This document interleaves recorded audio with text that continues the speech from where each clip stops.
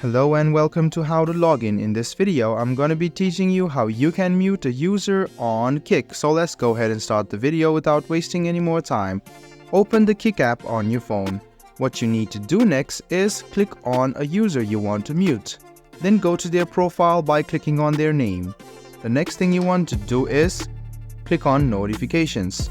So the options of changing this notifications are there, and there are 3 options: up to 1 hour, until 8 AM and forever. So if you want to change the mute notifications option, you can go ahead and click on OK, and you can now see that this user is muted.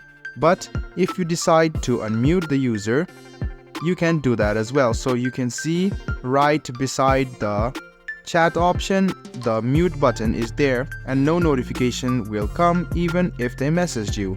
But if you want to undo this, go ahead and tap on their profile, click on notifications, and now you will be getting the notifications from this user. So this is how easy it is to mute or unmute a user on Kik.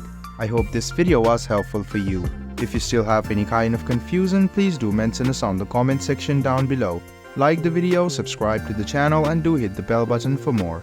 Hope to see you in the next video as well. Until then, goodbye, take care, and make sure you enjoy.